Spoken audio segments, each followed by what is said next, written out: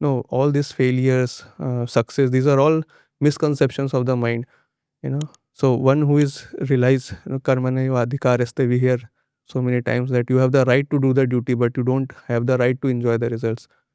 So some of these, Bhagavad Gita starting affecting me. Then I went to that monk and asked him, no, I want to practice this way of living Bhagavad Gita. So he recommended to me to shift to this ashram kind of setup, which they are made for the working people, where every day we get up early in the morning, we meditate, we try to calm our mind, our senses, we try to read to understand more about ourselves. So Bhagavad Gita is a science of consciousness, just like we have a science to, if temperature is hot, we can switch on an AC to, you know, give relief to us. We have a science to satisfy tongue, we have a science to satisfy the body. Similarly, there's a science to satisfy the consciousness. The soul. So, yeah, the soul. So when I started reading, started living the way of Bhagavad Gita life. So then I started, getting that satisfaction into doing my work. By the way, fantastic, lovely, amazing. I think this was the most beautiful session of my podcasting life ever.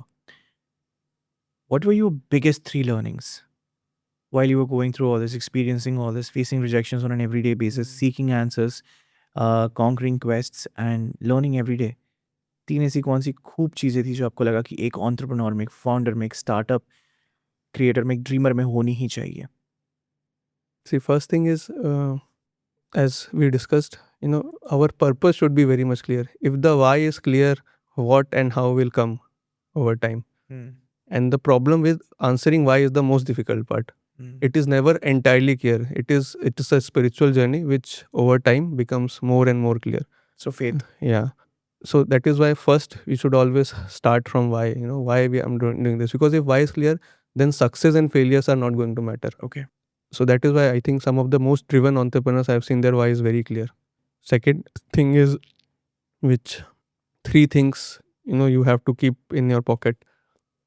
I call this enthusiasm, determination, and patience.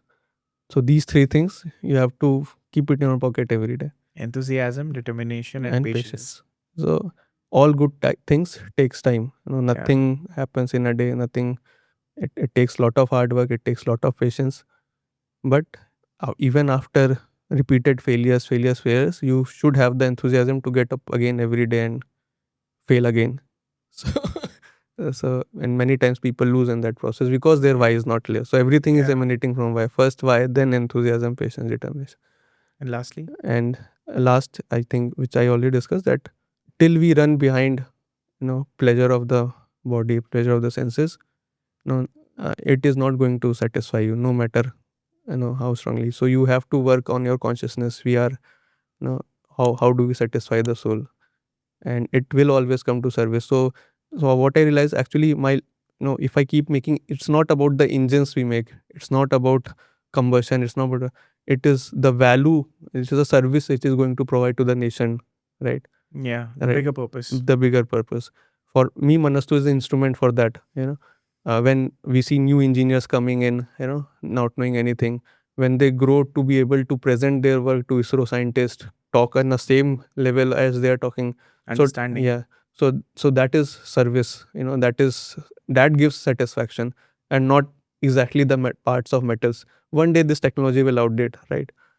There was a time everyone was fascinated about IC engines, right? Now nobody is, right? So technologies will change, but what will give us satisfaction as soul is service to humanity, to God. So you have to find that way, that what is that thing by which you want to do service.